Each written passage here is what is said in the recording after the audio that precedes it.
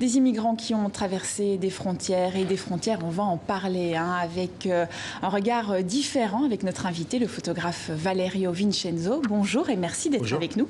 Alors vous avez voyagé un peu partout en Europe pour ramener des clichés sur les frontières qui ne sont pas du tout des frontières comme on pourrait les imaginer, avec des murs ou encore des barbelés ou des migrants comme on vient d'en parler. Oui, exactement. En fait, j'ai commencé ce projet en 2007 et j'y travaille encore aujourd'hui et j'ai parcouru 20 000 kilomètres des frontières en paix entre les pays en Europe. Le géographe Michel Fouché a calculé qu'au monde, seulement 6% des frontières, c'est des barrières et des murs.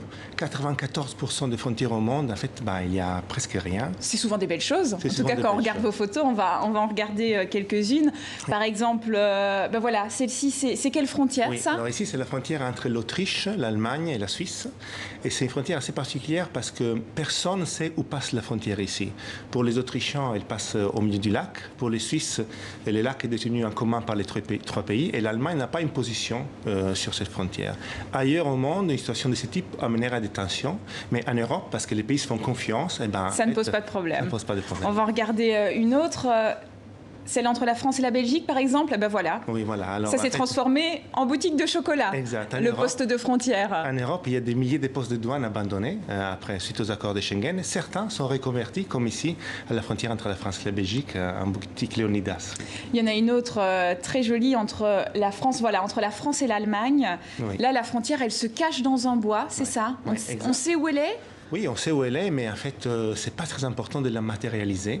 Et cette photo est très symbolique parce que cette région d'Europe est une des plus disputées en Europe. Imaginez si vous étiez né ici entre 1850 et 1950, vous aurez vu 4 guerres, mais vous aurez aussi changé 4 fois de nationalité. Oui, donc ça n'a pas toujours été aussi paisible. Non, pas du tout. Une petite dernière entre la Suisse et l'Italie.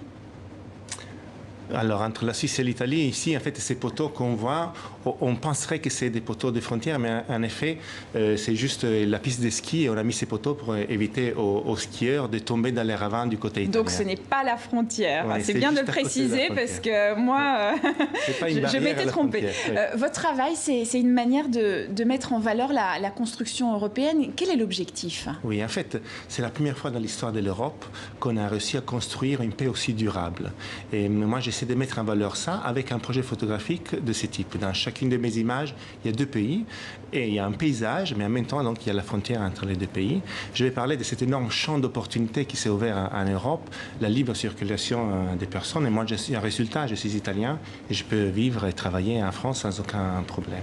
Ce qui n'avait pas été le cas spécialement au début, quand vous êtes arrivé en France, c'était plus compliqué.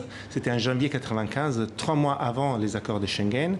Et j'étais un migrant italien. Pour pouvoir rester ici et pour pouvoir travailler, j'avais besoin d'une carte de séjour. Et on voit en fait que toute cette construction européenne, ça a profondément changé les paysages, les frontières. C'est ça que vous vouliez montrer? Oui, aussi. Et surtout, je voulais parler de cette utopie, en fait. Il y a 50 ans, c'était une utopie imaginer que les pays auraient pu se faire autant de confiance pour arriver à des frontières sans barrières comme aujourd'hui. Et moi, j'ai eu la chance, l'énorme chance de prendre en photo une utopie qui est devenue réalité. Ce projet Borderline, qui fait désormais, qui est un livre, vous avez édité un livre avec toutes ces jolies photos. Il est terminé ou vous allez continuer à explorer les frontières en Europe ou peut-être ailleurs? J'aimerais bien aller ailleurs. Pour l'instant, je travaille encore sur l'Europe. À ce moment, je travaille sur les Balkans, en fait, les pays de l'ex-Yougoslavie. C'est l'endroit où il y a eu la dernière guerre en Europe. Mais aujourd'hui, ces pays, même s'il y a des tensions, sont en paix. Donc, je photographie leurs frontières. Et puis, peut-être un jour, j'irai sur d'autres continents.